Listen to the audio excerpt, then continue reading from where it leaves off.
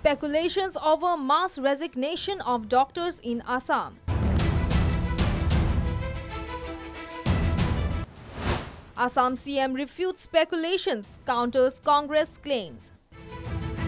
Amidst these speculations and Congress claims on mass resignations of doctors,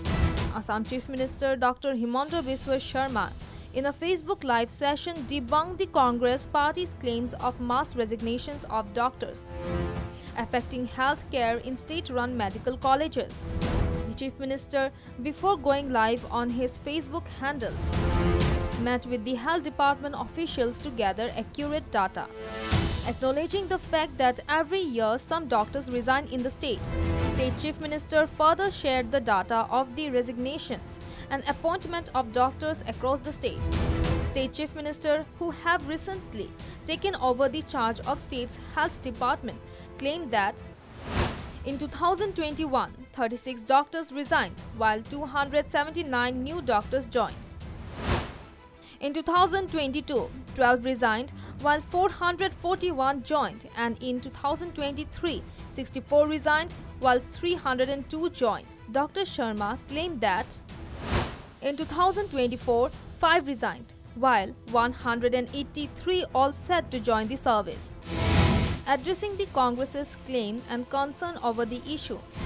Himanta Biswa Sharma took a jibe at the opposition party, saying that Congress party is enjoying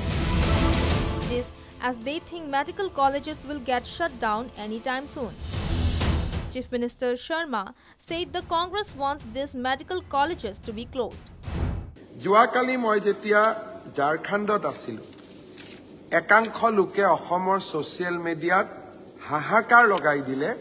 যে অসমৰ সৰকাৰী চিকিৎসালয়সমূহৰ পৰা দৰ্জনে ডক্টৰে পদত্যাগ কৰিছে একাংশ ইমানো কব গলে যে গণ পদত্যাগ আৰম্ভ হল মাস ৰেজিগনেশন আৰম্ভ হল ময়ো বাতৰিটো পাই আচৰিত হলো মই কালি একো মতা নাছিলো গুৱাহাটীলৈ আহিয়ে মই স্বাস্থ্য বিভাগৰ বিষয়াসকলক মাতি আনিলো বুক লাইভত যাম আপোনালোকে মোক কথাটো কি আছে অলপমান বুজাই কওক দৰাচলতে আমাৰ অসমত এইটো সত্য যে মেডিকেল কলেজৰ পৰা কিছু সংখ্যক ডক্টৰে প্ৰত্যেক বছৰ পদত্যাগ কৰে 2021 চনত মেডিকেল কলেজৰ পৰা 36 জন ডক্টৰে পদত্যাগ কৰিছিল 2022 চনত 12 জন ডক্টৰে পদত্যাগ কৰিছিল 2023 চনত 64 জন ডক্টৰে পদত্যাগ কৰিছিল আৰু 2024 চনতো 5 জন ডক্টৰে পদত্যাগ কৰিছে আৰু কিছু পদত্যাগ পত্ৰ আমাৰ হাতত আছে অৰ্থাৎ সংখ্যাটো কিমান 2021 ত 36 গৰাকী 2022 ত 12 গৰাকী 2023 ত 64 গৰাকী আৰু 2024 ত এতিয়ালৈকে 5 গৰাকী ভৱিষ্যতলৈকে হয়তো আৰু কিছু সংখ্যক পদত্যাগ পত্ৰ আমি গ্ৰহণ কৰিম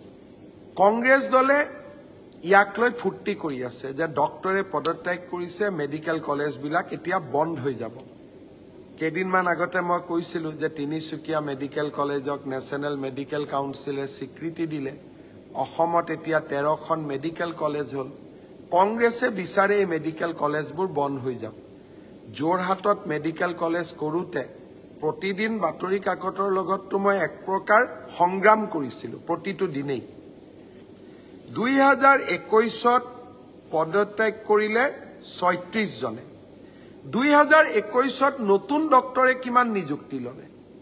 মেডিকেল কলেজত 2021 ত 36 জনে পদত্যাগ কৰিলে কিন্তু নতুন ডক্টৰ কিমান এপইন্টমেন্ট হল 2021 ত নতুন ডক্টৰ এপইন্টমেন্ট হল 2079 36 জনে পদত্যাগ কৰিলে 279 জনে নতুন চাকৰি পালে প্ৰথম কথা সৰকাৰী চাকৰিত অবসৰৰ সময় হল 60 বছৰ মেডিকেল কলেজ বিলাকত আমি ৰিটায়াৰমেন্টৰ সময় বঢ়াই লৈ গৈছো 70 বছৰলৈকে এতিয়া 60 ৰ পৰা 70 বছৰ বয়সত বহু ডক্টৰে কাম কৰিব নোৱাৰে কাৰণ